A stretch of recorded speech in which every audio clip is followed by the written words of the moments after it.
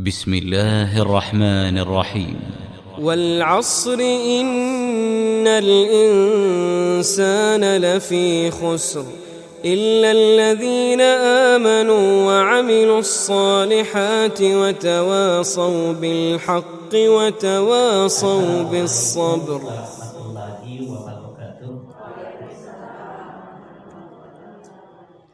Alhamdulillah wa syukurillah wa la hawla wa la quwata illa billah. Asyhadu an la ilaha illallah wahdahu la syarikalah wa asyhadu anna Muhammadan abduhu wa rasuluh. Allahumma salli wa sallim wa barik ala Muhammadin wa ala alihi wa ashabihi wa man ittaba'a hudahu wa mawalah. Subhanaka la ilma lana illa ma 'allamtana innaka antal alimul hakim. Allahumma anfa'na bima 'allamtana wa 'allimna ma yanfa'una wa zidna ilma. Allahumma inna nas'aluka ilman nafi'an wa rizqan thayyiban wa 'amalan mutaqabbalan. Akhwati billah, ibu-ibu yang dimuliakan Allah Subhanahu wa taala. Alhamdulillah, puji syukur kita panjatkan kepada Allah Subhanahu wa taala. Salawat dan salam kepada Nabi Muhammad sallallahu alaihi wasallam, keluarganya, para sahabatnya, dan siapa saja yang mengikutinya hingga yaumul qiyamah. Pada hari ini kajian kita atau bahasan kita adalah tadabbur ayat Al-Quran yang kita ambil dari surat Al-Haqqah. Surat Al-Haqqah ayat yang ke-19 sampai dengan 24 minimal. Ini minimal kita bahas sampai 24. Tapi kita rencanakan insyaallah kita bisa menyelesaikan sampai ayat 37 dengan sangat singkat. Dan itulah kenapa saya minta untuk dikopikan bahasan yang akan kita bahas pada kesempatan ini. Kenapa kita ambil ayat ini, surat Al-Haqqah ini? Surat Al-Haqqah ayat 19 sampai 24 ini dan ayat 25 sampai 37 ini membahas dua hal yang sangat penting bagi kita.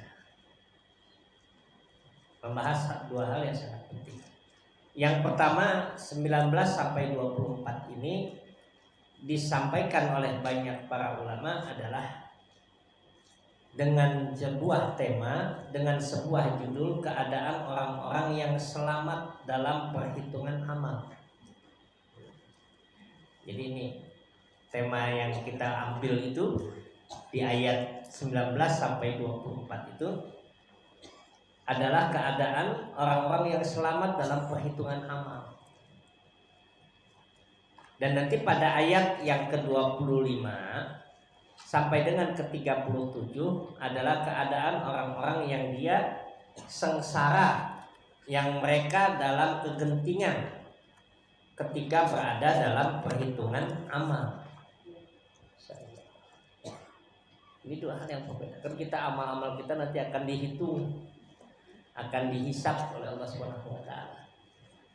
Perbuatan kita semuanya akan dihitung oleh Allah Subhanahu wa taala, lalu melalui proses yang sangat panjang. Bahkan banyak yang menyebutkan para ahli tafsir surat Al-Haqqah itu kenapa dinamakan surat Al-Haqqah? Al-Haqqah itu kalau kita baca terjemahnya adalah hari kiamat. Tetapi Al-Haqqah itu diambil dari kata Al-Haq. Al-Haq itu artinya kebenaran, yaitu kebenaran yang pasti akan terjadi. Itu Al-Haqqah. Maka disebut dengan surat Al-Haqqah, surat tentang hari kiamat yang kebenarannya pasti akan terjadi. Surat dengan Al-Haqqah. Nah, ini tema yang kita bahas pada ayat ini. Dan dalam kajian kita, saya mengambil 3 cara dalam tafsirnya. Yang pertama kita ambil tafsir Jalalain. Nanti makalahnya insyaallah diberikan.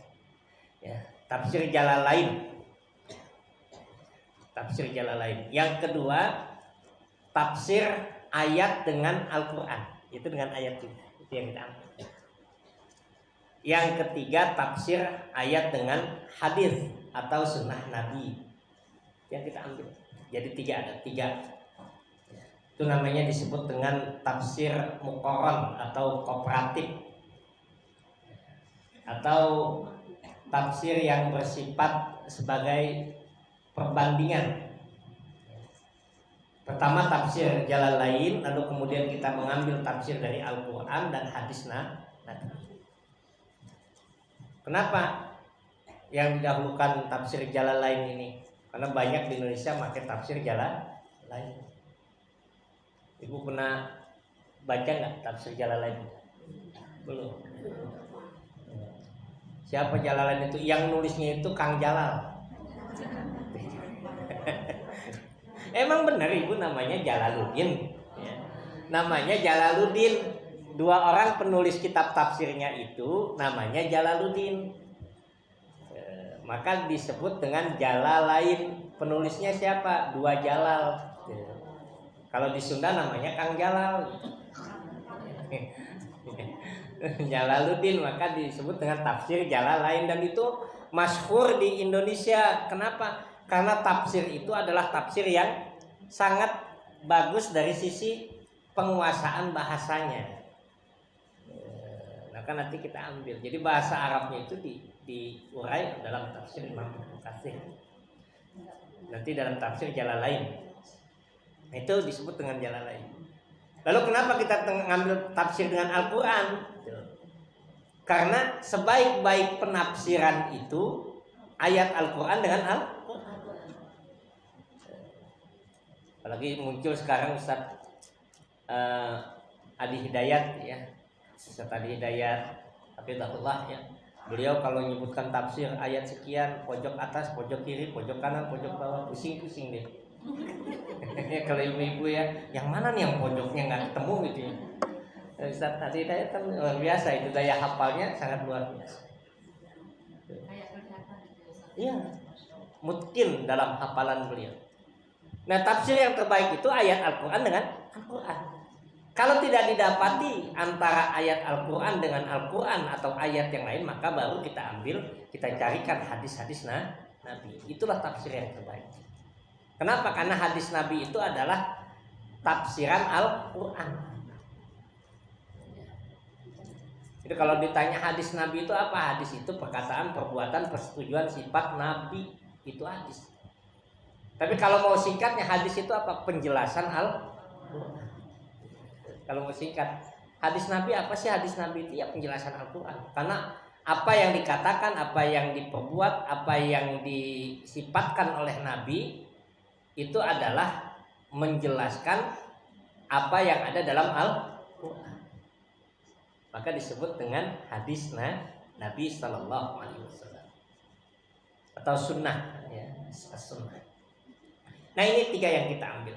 Dalam surat Al-Haqqah ayat 19 sampai 24 ini Allah awali dengan kalimatnya fa'amma man utiya kitabahu biyamini.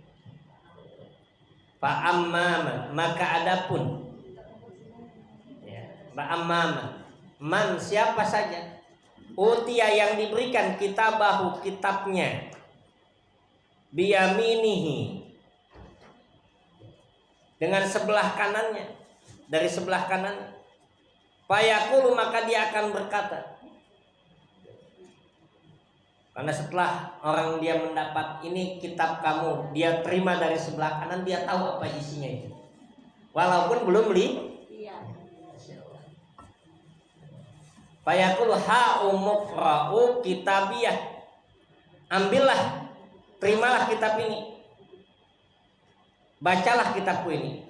Bacalah kitabku ini. Kenapa? Ungkapan ini menunjukkan bahwa dia tahu apa yang ada di dalam. Maka dia katakan saking bangganya, nih kitab saya ini. Dia terima dari sebelah kanan, Allah Ta'ala berikan kepada dia dari sebelah kanan. Lalu dia ambil, maka dia katakan kepada teman-temannya, nih lihat nih kitab gua.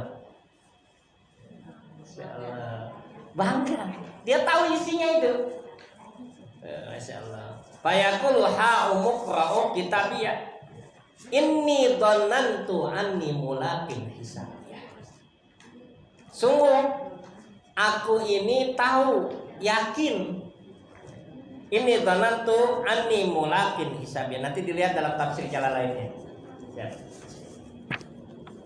Dalam tafsir Jalalainnya itu ya, pada tafsir Jalalainnya itu baris inni dhanantu anni mulaqin hisabiyah. Sesungguhnya aku yakin, dhanantu. Aku yakin kata zon di sini artinya adalah praduga. Tapi kenapa diartikan yakin? Nanti kita akan lihat nih. Ibu sering dengar istilah kata apa husnuzon? Apa artinya itu? Baik sangka. Kalau suudzon buruk sangka. Prasangka kan? Itu kata zon itu prasangka.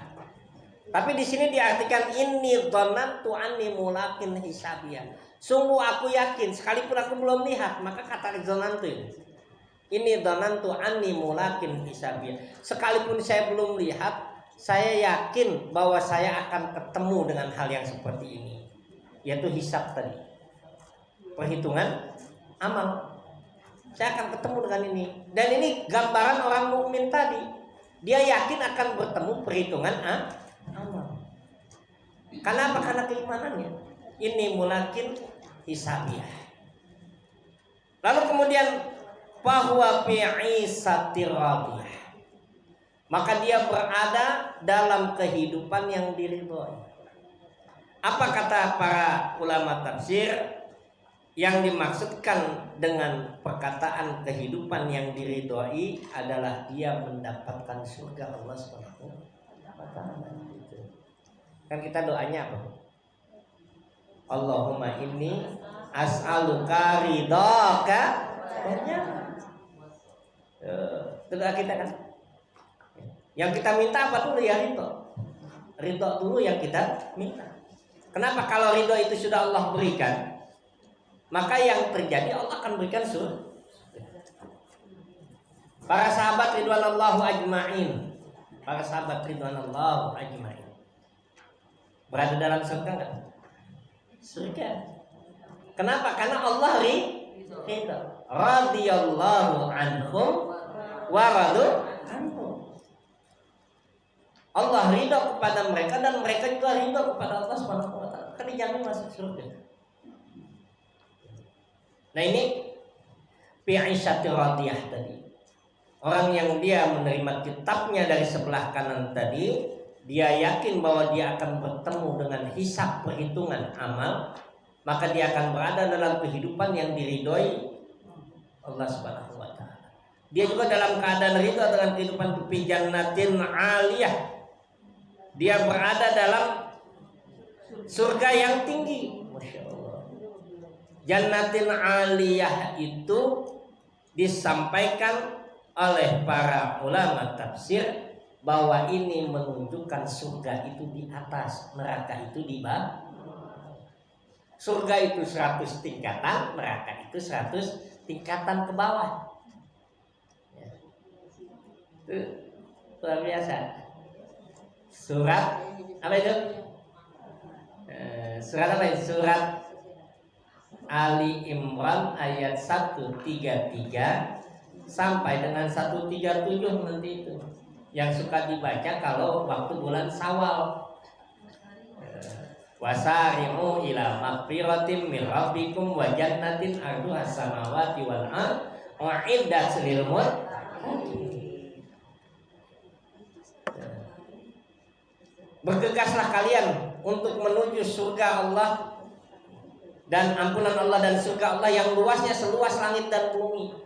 Nanti lihat dalam tafsir Imam Ibnu Katsir disebutkan bahwa luasnya surga seluas langit dan bumi itu adalah satu tingkatan surga luasnya seluas langit dan bumi. Bukan setiap tingkatannya, satu tingkatan surga nih seluas langit dan bukan semuanya, tidak. Semua seluas langit dan tidak. Satu tingkatan surga luasnya seluas langit dan bumi. Kalau surga itu ada berapa tingkatan? Dijelaskan oleh Nabi 100 tingkatan. Kita tidak bisa membayangkan betapa murahnya Allah Subhanahu wa taala. Kemurahan Allah. Maka disuruh bergegas. Kan jangan mau masuk surga sendirian ya. Terlalu gede surganya itu. Jadi ajak orang-orang untuk masuk surga. Reuni di surga nantinya. Kita pengen kumpul di surga. Oh dulu di dunia bagaimana ya Allah itu. Nah ini bi'isatir radiyah fi jannatin aliyah. Dalam surga yang tinggi. Surga yang tinggi itu seperti apa? Berapa tingginya surga itu? Seluas langit dan bumi satu tingkatannya. Berapa tingkatan surga itu? Ada 100 surga, 100 tingkatan surga yang disampaikan oleh Nabi SAW di dalam hadisnya. Kata Nabi SAW, Inna lil jannati mi'atu darajat a'adahallahu lil mujahidina fisabilillah. Kata Nabi SAW, surga itu ada 100 tingkatan. A'adahallah yang Allah siapkan untuk orang yang bersungguh-sungguh di jalan Allah. Yang berjihad di jalan Allah, bersungguh-sungguh di jalan Allah. Allah siapkan surga itu ada 100 tingkatan. Siapkan untuk siapa? Mereka yang bersungguh-sungguh di jalan Allah. Orang yang bersungguh-sungguh di jalan Allah itu macam-macam. Ada yang bersungguh-sungguhnya 100%, ada yang 50%, ada yang 70%, 80%, ada yang hanya 10%. Kemarin kita Ramadan ya, kan dibuka pintu lebar-lebar itu ampunan Allah. Ada yang tarawihnya full, ya semangatnya luar biasa. Karena surga itu 100 tingkat. Dan begitu pula dengan ketakwaan kita. Allah siapkan surga itu. Innalil jannati mi'atu darajat, kata Nabi SAW.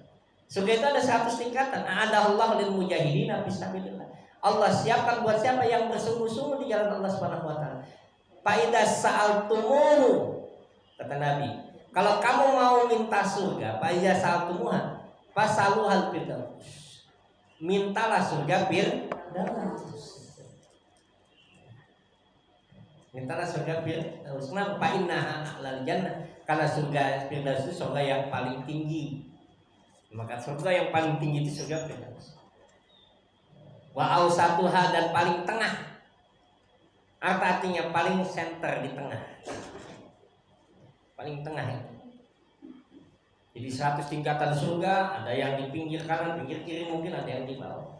Tapi surga itu 100 tingkatan. Dari hadis ini kemudian para ulama hadis menyebutkan bahwa surga itu bentuknya lingkaran, sebagaimana yang disebutkan Imam Ibnu Katsir, sebagaimana bumi yang berbentuk lingkaran.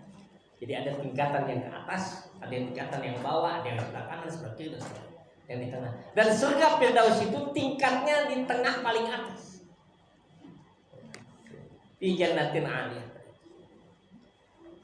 Itu luar biasa. Jangan minta surga yang rendah, ya surga yang tinggi kita minta. Di jannatin aliyah itu. Siapa mereka itu yang diserahkan kitabnya dari sebelah kanan tadi? Kutufu hadaniyah. Bagaimana keadaan surga itu? Kutufu hadaniyah, buah-buahannya bisa dipetik dekat, sangat dekat itu. Kita tinggal metik saja. Itu kutufu hadaniyah.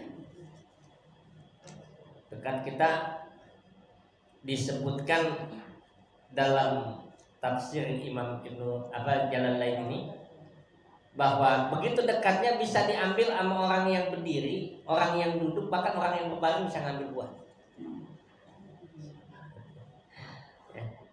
Sekarang ini kata teman-teman, Ustadz, sekarang ini aja kita tidak bisa bayangkan surga seperti apa ya.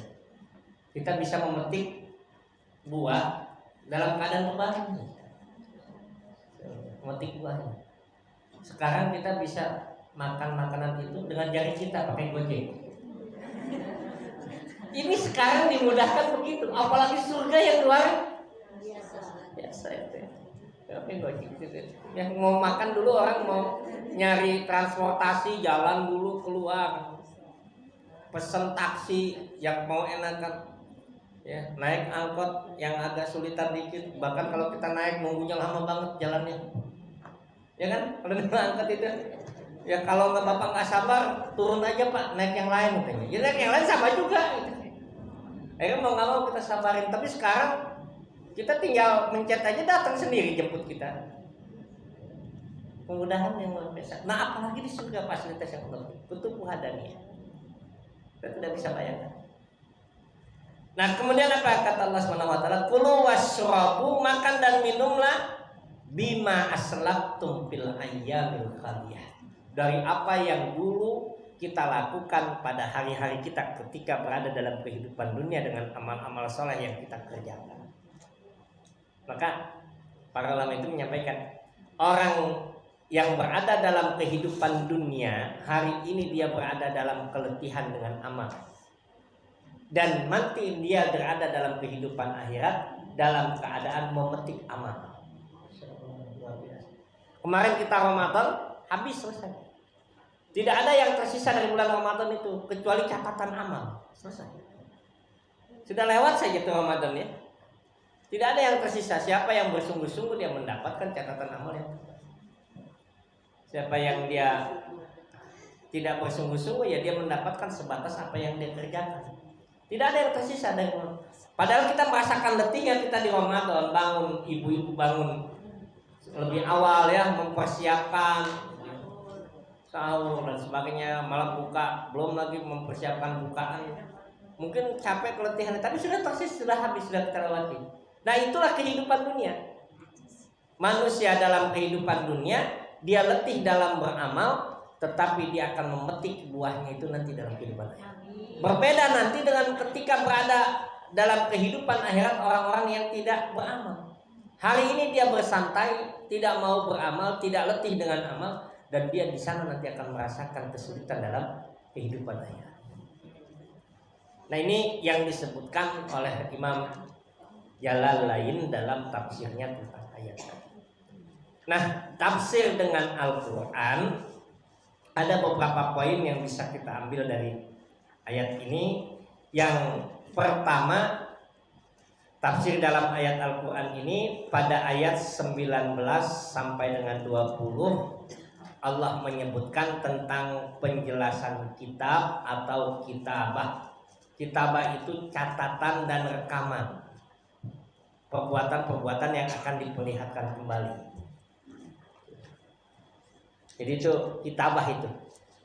Kitabah itu catatan, rekaman yang akan diperlihatkan kembali nanti oleh Allah Subhanahu wa taala. Kan Allah katakan fa'amma man utiya kitabahu biyamini. Siapa yang menerima kitabnya dari sebelah kanan, apa kitabnya? Kitabnya itu catatan-catatan, tulisan-tulisan tentang amal perbuatannya di dunia dan rekaman-rekamannya. Iya, selama hidup di dunia.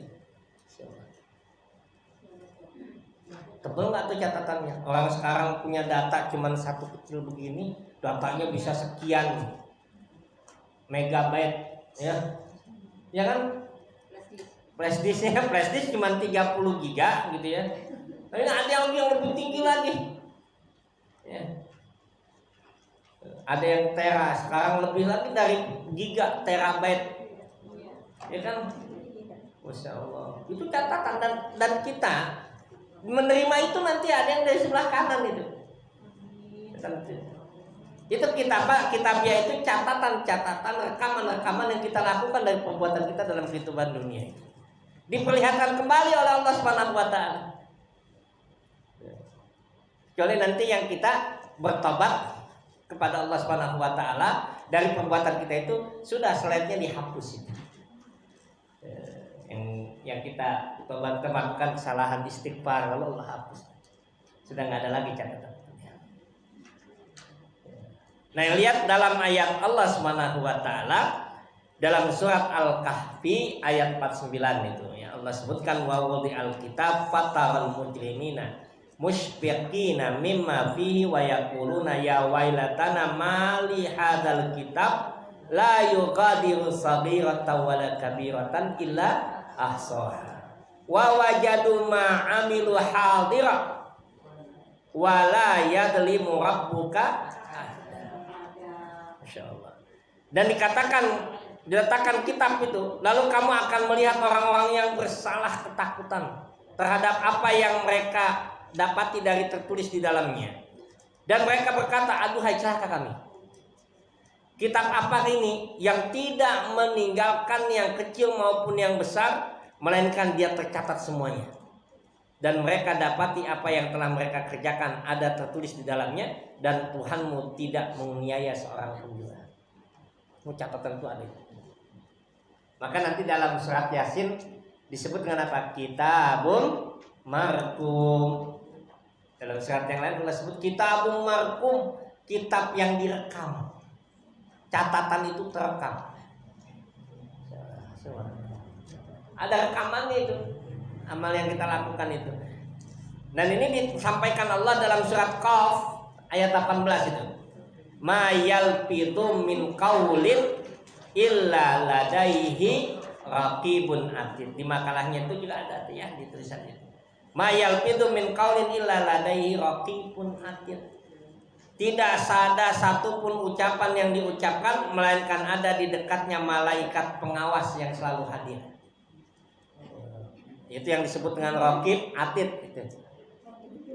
Malaikat raqib atid. Siapa itu? Yang mencatat dan mengawas. Raqib itu artinya apa? Raqib itu malaikat yang dekat. Raqaba yang mengawasi.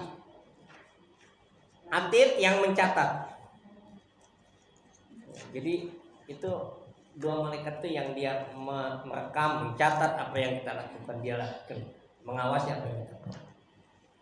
Ayat ini nanti kalau ibu baca dalam tafsirnya, ayat ini berkaitan dengan ucapan Aisyah radhiyallahu anha itu. Allah turunkan ayat ini. Berkaitan dengan ucapan Aisyah itu. Ada seorang sahabat Nabi yang kecil, kulitnya hitam, pendek, ya kecil, agak membungkuk badannya seperti punuk onta. Jadi sahabat Nabi itu, sahabat Nabi orang yang saleh. Lalu ketika dia lewat, Aisyah melihat. Maka kata Aisyah kepada Rasulullah, ya Rasulullah, si hitam itu telah lagi lewat tuh. Kita kan biasa ngomongin itu ya. Kadang-kadang ngomong yang biasa, hitam tuh si hitam lagi lewat. Si hitam lagi lewat. Biasa kita ngomongin. Lalu apa kata Nabi SAW? Wahai Aisyah, kalau seandainya ucapanmu itu dilemparkan ke lautan, maka lautan itu akan memerah dengan ucapan. Maka kemudian ma yalfidu min qaulin illa ladaihi. Turunlah ayat ini Allah sampaikan kepada Nabi. Lalu kemudian Aisyah beristighfar. Tuh hati-hati ucapan mulut tuh, masya Allah luar biasa. Ya, ucapan mulut itu pengaruhnya besar. Nah ini arti tadi kitabiah tadi itu, kitab catatan-catatan yang akan kita terima itu. Nah di hari kiamat para pendosa tak kalah menyaksikan neraka, mereka mengetahui bahwa mereka pasti akan masuk ke dalamnya. Maka zan di sini adalah yakin. Nanti dalam fikih nanti usul fikih itu ragu-ragu itu ada 3 jenis. Ibu nanti ragu wudunya batal atau enggak kalau bahasa fikih itu ya. Nih tadi wudu nih salat zuhur, kita mengaji sambil nunggu isya, nunggu asar. Kalau nunggu isya kelamaan ya. Nunggu asar aja deh. Nunggu asar misalkan, tadi wudu, terus ngaji, udah batal belum ya masuk ajar asar? Ini namanya ragu itu dalam bahasa Arab itu ada 3 jenis kata. Kata fikih itu 1 dzan, 2 syak, 3 wahm. Wahm, al-wahmu itu dalam bahasa fikih. Az-zannu, yang kedua asyakku, dan yang ketiga al-wahmu. Jadi ada 3 tuh. Al-dhannu, asyakku, al-wahmu. Ya, zan itu azan itu kan tadi husnuzan gitu kan ya. Su'udzan gitu kan, ada su'udzan itu. Apa bedanya sih zan dengan syak dengan wahm tadi? Apa bedanya? Kalau zan itu ragu-ragu, yang cenderung yakinnya itu 60%. Itu disebut dengan zon. Kita ragu-ragu nih. Tadi wudunya batal apa enggak? Tapi kayaknya saya belum batal nih. Ragu-ragunya itu yakin pada belum batal, itu disebut dengan zon. Gitu. Jelas ya? Nanti dalam bahasa fikih itu. Kalau ragu-ragu maka ambil yang yakin. Kalau posisi dia nggak ada tanda-tanda batalnya, ya sudah diambil yakin bahwa dia sudah wudu, tidak batal. Itu namanya zon. Yang kedua syak. Kalau syak itu goyang, ragu-ragunya itu 50%, 50%. Nah udah bingung deh. Ini tadi saya sholat 3 rakaat apa 4 rakaat nih? Nah, itu kan sering tuh gitu. Ya terutama yang senyum-senyum pasti sering. Wah semuanya sering ya. Ini ragu-ragu ini, masya Allah. Ini udah 3 rakaat atau 4 rakaat? 4 rakaat atau 3 rakaat udah nggak selesai. Yang kata Nabi SAW, ini syak. Idza tasyakku bisyai, kata Nabi SAW. Kalau kalian ragu, syak dengan sesuatu, ambil yang lebih kecil. Artinya apa? Jumlah rakaatnya tadi 3 atau 4. Kita ragu, maka ambil yang kecil. Yaitu 3. Pilih yang kecil, lalu kemudian dia tambah 1 rakaat, lalu kemudian sujud sahwi. Itu yang disebut dengan syak. Kalau jadi imam begitu gimana tuh Pak? Ya. Kalau imam kebetulan ragu-ragu begitu itu bagaimana tuh? Ambil yang kecil nanti makmum bilang. Nah kalau makmum tahu, ingatkan. Subhanallah. Maka kalau makmum sudah mengingatkan, imam harus mengikuti maka hilang sudah syaknya tadi menjadi zon. Jelas ya? Jadi kalau imam tadi syak nih, dia pilih yang kecil, tapi diingatkan oleh makmum, maka hilang syaknya itu menjadi zon. Walaupun dia masih ragu, ini makmum bener apa kagak nih ya? Tapi dia sudah masuk zon peringkatnya, jelas ya? Kalau waham itu yakin tadi, zon ragu-ragunya itu lebih condong kepada tidaknya daripada iyahnya. Itu disebut dengan waham. Artinya tidak batal. Ya, apa batal misalkan. Batalnya, kalau tadi kan tidak batalnya contohnya gitu ya. 30% ya. Ya, jadi sama 60-40. Kalau tadi kan 60-40, 60 kepada yakinnya, iyanya. Tapi 40-nya kepada ragu-ragunya, tidaknya. Tapi kalau waham itu kebalikannya. 60 kepada tidaknya. Enggak nih katanya. Batal tadi saya sebelumnya. Maka kalau posisi seperti itu, ambil dengan batalnya tadi. Fikih tadi. Itu kaidah fikih nanti. Penerapannya itu pada permasalahan fikih nanti. Ya kan fikih jangan ribet-ribet lah, gampang nih fikih. Ya, jadi Kalau terjadi begitu diulang atau gimana tuh Pak Ustaz? maka kalau dia sudah misalkan ini diambil dari hadis Nabi Sallallahu Alaihi Wasallam. Kalau misalkan dia ragu-ragu batal apa tidak, itu tadi kayaknya saya keluar angin tapi nggak kedengeran, nggak kecium bau, maka di situ zon, dia harus tetap meneruskan. Tapi kalau dia melihat cirinya, tadi, oh iya kayaknya tadi ada sedikit suara yang mengganggu gitu, walau saya tahan-tahan gitu. Maka pada saat itu dia harus yakin sudah batal, dia keluar dan wudhu lagi sudah. Wah, betul. Jelas itu ya. Itu nanti penerapannya dalam ilmu usul fikih itu. Ya, ilmu usul fikih wallahu ta'ala. Nah, ini yang disebut dengan kitabiah tadi. Nah, berikutnya di hari kiamat tadi para pendosa tadi itu akan mengetahui bahwa mereka pasti akan masuk neraka. Makna dzon di sini adalah yakin. Firman-Nya yang lain Allah sebutkan dalam surat As-Sajdah ayat 12. Dalam surat As-Sajdah Allah katakan walau tara idil mujrimuna naqisu ru'usihim inda rabbihim.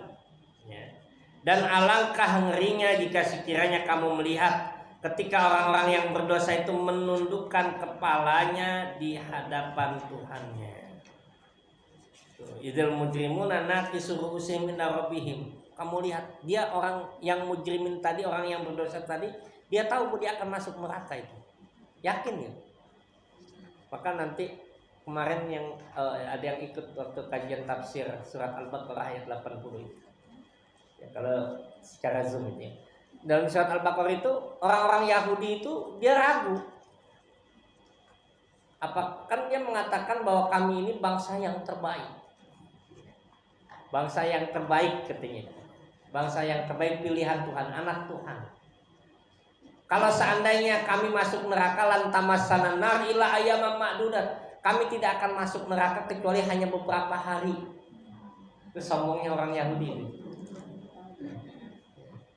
Sombongnya orang Yahudi. Kami masuk, kalaupun kami salah, dia yakin lantamassana nar illa ayyaman ma'dudat. Dia tidak yakin selamat dari api neraka. Maka dia katakan lantamassana nar illa ayyaman ma'dudat. Saya tidak akan masuk neraka, kami tidak akan masuk neraka. Tapi kalau kami masuk neraka, cuma hanya sebentar. Itu kesombongan Yahudi. Kesombongan orang-orang Yahudi. Merasa dirinya sebagai anak Tuhan. Maka Allah jawab, "Qul attakhadtum indallahi ahdan fala yukhlifullahu ahdan." Apakah kalian membuat janji dengan Allah? Ataukah kalian mengada-ngadakan? Kalau kalian buat janji dengan Allah, Allah tidak akan mengingkari janjinya. Nanti pada ayat lain Allah bantah lagi omongan mereka itu. Allah katakan, kamu mau berapa hari sih? Satu hari itu bagaikan 1000 tahun. Ya udah 1 hari aja nggak apa-apa. Itu luar biasa kesombongan orang Yahudi itu dijawab oleh Allah. Ini orang mujrimin juga tadi itu dia yakin bahwa dia akan masuk neraka. Maka disebut dengan kata zon. Nah, ini tafsir ayat surat Al-Haqqah tadi ayat 19 sampai 24. Ya, yang kita ambil dari Al-Qur'an. Nah, tafsir dari As-Sunnah dari hadis Nabi sallallahu alaihi wasallam, pertama pada ayat 20 ini kita dapati hadis perkataan Abdullah ibnu Abbas. Ini asar namanya ya. An Ibnu Abbasin qauluhu inni dhanantu anni mulaqin hisabiyah yaqulu aiqantu. Dari Abdullah ibnu Abbas dia berkata, makna kata dhanantu dalam ayat ini, ayat 20 tadi itu, inni dhanantu anni mulaqin hisabiyah, kata Abdullah ibnu Abbas, maknanya adalah saya telah yakin. Saya telah yakin. Kenapa Abdullah bin Abbas tadi mengartikan saya yakin tadi? Kata zonantu di sini diartikan dengan yakin, ditafsirkan yakin oleh Abdullah bin Abbas karena tadi zon itu dia posisinya 60% kepada iyahnya, bukan kepada tidaknya. Walaupun dalam keadaan ragu, tapi iyahnya 60%. Nanti ibu bisa melihat dalam Al-Quran ketika bicara tentang khusyuk. Surat apa itu? Ya. Surat apa ya? Ya, surat Al-Mu'minun. Surat Al-Baqarah kan? Yang wasta'inu bis-sabri was-shalah wa innaha lakabiratun illa 'alal khashiin. Berat salat itu kecuali bagi orang yang khusyuk. Siapa yang khusyuk? Alladzina yadunnun. Kata zanna yadun, yaitu orang yang yakin bahwa dia akan bertemu dengan Tuhan. Kata zanna di situ disebut dengan yakin karena apa? Karena 60%. Maka Abdullah ibnu Abbas dalam ucapannya mengatakan makna zanna di sini adalah yakin. Inni dzanantu anni mulaqin hisabiyah. Saya yakin saya bertemu dengan perhitungan ini. Maka orang yang mendapatkan catatan amal dari sebelah kanan itu orang yang keyakinannya kokoh, kuat bahwa dia akan bertemu dengan Allah Subhanahu wa taala. Lalu yang kedua, An-Qatadah qauluhu kutubu hadaniyah. Ini pada ayat 23. Ya Allah katakan pada kita dalam surat Al-Haqqah ini kutubu hadaniyah. Ya, kutubu hadaniyah atau buah-buahannya dekat. Apa kata Imam Qatadah? Kata Imam Qatadah, danaktu pala yawaddu aidihim anha bu'dan wala syaukun. Buah-buahannya dekat sehingga tangannya tidak jauh menjangkaunya dan tidak satu duri pun yang mengenainya. Saking dekatnya. Jadi kalau buah itu ada, kadang-kadang ada kembang durinya yang agak tajam, ketika diambil nggak ada yang kena, rusak karena dekatnya. Dia bisa melihat durinya. Tadi dalam keadaan duduk, dalam keadaan berbaring, berdiri, mudah kita ambil. Insyaallah. Itu keadaan surga. Insyaallah. Itu dalam perkataan Qatadah yang lain pada ayat 24. An Qatadah qala Allahu kulu washrabu hani'an bima aslaftum fil ayyamil khaliyah. Kata Imam Qatadah berkaitan dengan ayat Allah, makan dan minumlah dengan keadaan nikmat karena amal yang telah kalian kerjakan pada waktu yang telah lalu. Apa kata beliau? Inna ayyamakum hadhihi ayyamun khaliyah. Hari-hari ini adalah hari ayyamun khaliyah, hari yang telah lalu disebutkan di ayat tadi. Hari-hari ini adalah hari yang rusak dan akan dipertanggungjawabkan pada hari-hari kekal. Karena itu beramallah pada saat ini dan persembahkanlah hal terbaik yang kalian mampu lakukan pada saat ini. Tidak ada kekuatan kecuali Dia. Maka tadi itu, kalau hari ini kita capek ya, di dunia, mudah-mudahan nanti tidak capek di akhirat. Setelah hari ini capek beramal, berarti iya, istirahat di surga.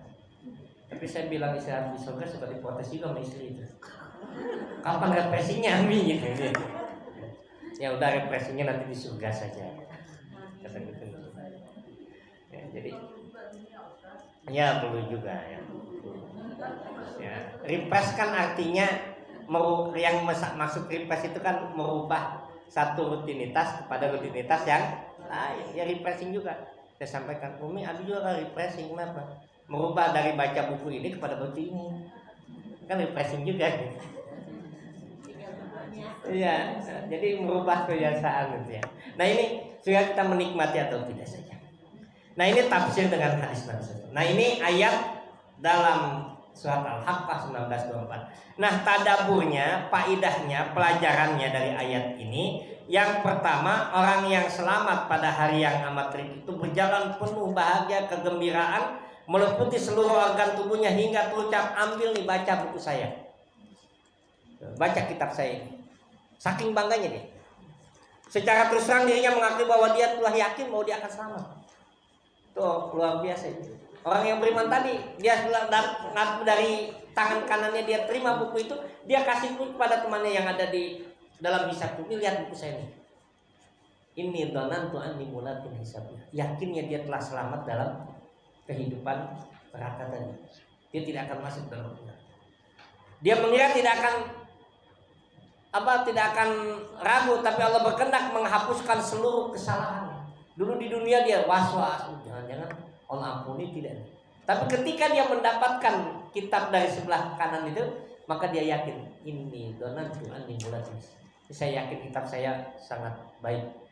Saya tidak baca juga, saya sudah yakin saya. Karena dia mendapatkan dari sebelah kanan. Yang kedua, semua perbuatan manusia dicatat, direkam CCTV-nya Allah. Semua perbuatan kita direkam. Hari ini kita direkam, kita direkam. Catatan perbuatan baik dipersidangkan akhirat nanti akan diberikan kepada pemiliknya dengan tangan kanannya.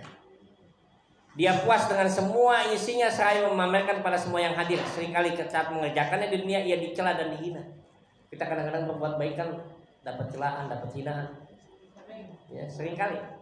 Tapi orang yang dia melakukan amal kebaikan itu, dia akan terus melakukannya. Saat mengerjakannya di dunia ia dicela dan dihina, hingga hal itu menjadi alasan kemuliaannya. Ia sembunyikan selama hidup dari mata manusia dan hanya mengharapkan Allah saat orang lain bersuka cita memamerkan amal dan mencitrakan kebaikan. Kalau hari ini kan banyak orang yang minta, ya, lagi sholat aja dipoto, lagi tawaf di selfie, gitu kan? Masya Allah. Ini lagi taklim nih, lapor ya. Kalau kaji laporan mengekor. Nah ini, jadi ini yang kedua ya, bahwa semua dia akan yakin. Yang ketiga, ingin percaya diri, kerja berkualitas, tidak malas dan tenang, maka yakinlah bahwa yang akan ada perhitungan atas semua perbuatan kita. Jadi kalau kita mau percaya diri, kerja kita baik, berkualitas, yakin bahwa Allah akan menghitung seluruh amal kita. In ahsantum ahsantum li anfusikum. Kalau kita berbuat baik, kembalinya pada diri kita sendiri, bukan pada orang lain. Kita melakukan keibadah kita kepada Allah SWT, kembalinya kebaikan itu pada diri kita sendiri, tidak kepada orang lain. Yang keempat, puas itu bukanlah ketika semua proyek besar gol di dunia, tetapi kepuasan yang sangat besar menerima buku catatan amal itu dengan tangan kanan. Ya, apa artinya? Kepuasan yang terbesar yang dirasakan oleh seorang mukmin ketika dia masuk ke dalam surga. Itu kepuasan yang besar.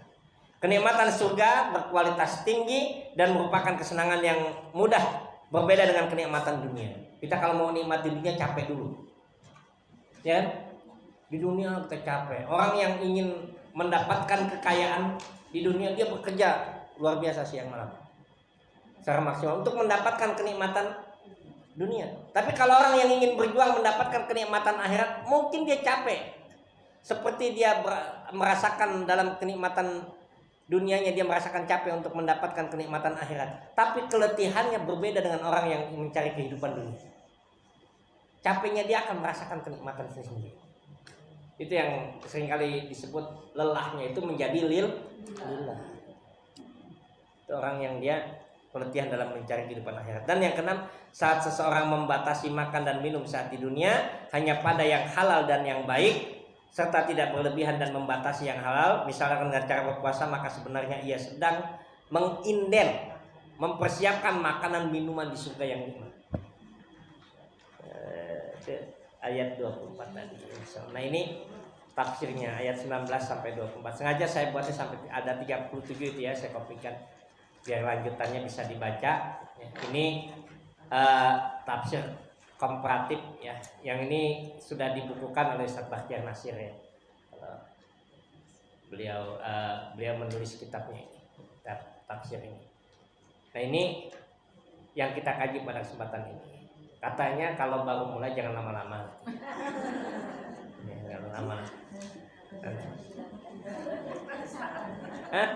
Jangan lama-lama gitu ya. Jadi silakan kalau ada yang ingin tanyakan. Mudah-mudahan pertemuan kita ini adalah pertemuan yang mendapatkan rahmat Allah Subhanahu wa taala. Saya tutup terlebih dahulu, nanti saya kembalikan kepada moderator ya.